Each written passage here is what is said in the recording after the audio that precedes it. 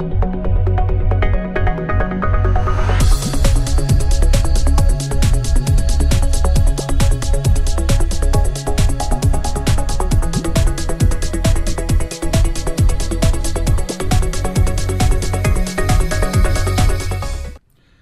was born in 1952 and became aware of my difference from at least the age of 8. I have never felt any doubt about my sexuality. I learnt as a boy to trust no one and hide my feelings from everyone. Homophobia was openly expressed by everyone and reinforced by every institution without exception in my experience. I never once remember hearing this being challenged by the government, the law, religion, education, or the media. I remember having a shower at home when I was about 12 years old and hoping I would not live to be 15. I could not imagine how I could possibly continue to hide my identity from my family and my friends.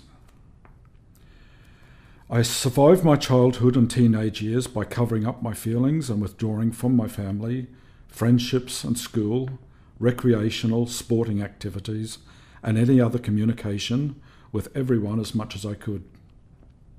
I left home and school at the age of 16 and remember the despair and loneliness I felt at my 21st birthday party and how I realised now how close I must have been to committing suicide then. Growing up in Queensland had filled me with terror at the possibility of being identified as a homosexual, and it was becoming increasingly difficult to hide as I got to this significant age. In 1974, I sold everything I owned, resigned my job to pay for a one-way flight to London on my own. I had never been outside of Queensland and only had enough money to last about a week. I collapsed in the street the day after I arrived in London and woke up in an ambulance and was taken to St Thomas's Hospital. I had never told anyone in my life that I was gay. I was very frightened and alone. I came out to my older sister in a letter and then to the rest of my family when I returned with my partner in 1977. We travelled and worked our way around the east coast of Australia, living in a tent, until he couldn't take it anymore and returned to London without me. I wanted to stay in Australia and stayed with the dog and the junk we had accumulated. I rented a room in Paddington with a couple of gay men I'd met at gay meetings I had started attending called Campus Camp at the UQ. One of the men was Greg Weir, who had come out as a trainee teacher. Soon afterwards, Greg asked me if I wanted to go with the group to a lesbian and gay conference in Paddington Town Hall in Sydney in August 1978. The conference was a fantastic weekend of workshops, art exhibitions, and a huge social on the Saturday night in Paddington Town Hall. I joined a demonstration on Sunday afternoon from the conference, which headed off from the town hall down Oxford Street. I was with two very good-looking men I had met the night before, wearing a multicoloured scarf which had been knitted by a lesbian friend. It felt frightening but important to go on the march.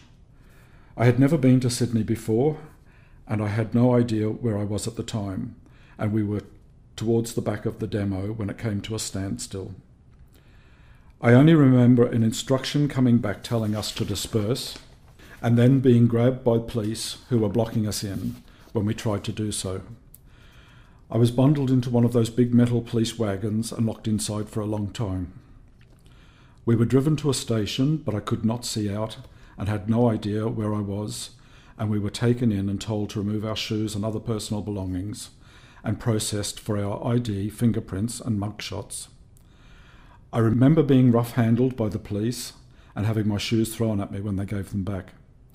They made it clear that they held us in contempt. We were taken to cells and locked in, but I knew nobody in there and didn't know if anybody outside knew what had happened to me, as I had lost contact with the two people I knew when we tried to disperse from the march. In the early hours of the morning, individuals' names started to be called out. Mine was eventually called, and I found out my new friends had told the organisers that I had been arrested, and I was bailed out to appear in court. I think it was the next morning. When I turned up at the court, there were people who were organising proceedings and saying how important it was to plead not guilty to the charges which were failing to disperse when instructed on an illegal march. They were also looking for someone to volunteer to be the test case for the 109 people charged and asked me to be that person. I agreed, although I was worried about the media attention and how my family would react, and I was worried about what would happen if I was found guilty. I had no money and I was just staying with strangers in Sydney. I really don't remember a lot about the details of what happened during the court proceedings, but I am sure there are records from John Marsden's legal office. I was terrified.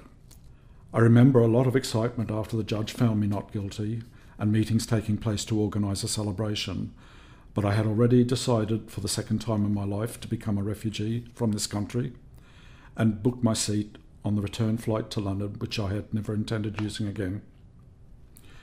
I went back to London and begged my partner to stay with me and ended up eventually following him to Ireland, where I lived for the next 8 years. I never returned to Australia once in that time. I realise now I had taken refuge as far away as I could get. I developed acute claustrophobia for many years, which I now recognise as being caused by all these events. Despite this, I have survived and took part in successfully getting law reform in Ireland and developing legal rights and resource centres for lesbians and gay men. I then moved to London, always with the wish to return home, right up until I finally did in 2006, 32 years after I'd left. I spent 4 years seeing a psychotherapist a few years ago, which was the first real opportunity I had in my life to attempt to reflect about the abuse I had endured since a boy and the effects it had on my life. It is a great relief to have been able to return to live back home now after all those years of living as a refugee. I was very proud to be invited in 2008 to lead the 30th anniversary of the Lesbian and Gay Mardi Gras in Sydney, with other people involved in the demonstrations of 1978. The abuse I had endured from childhood still affects my life and my relationships. I still fear the future and the recent reports on the lack of consideration for the care of the LGBT community in aged care homes, etc. The Australian government recently apologised to victims of past child abuse and offered support. This year is the 20th anniversary since the laws which criminalised homosexuals was reformed in Queensland. It is time an apology was made to the homosexuals who were criminalised and abused from childhood.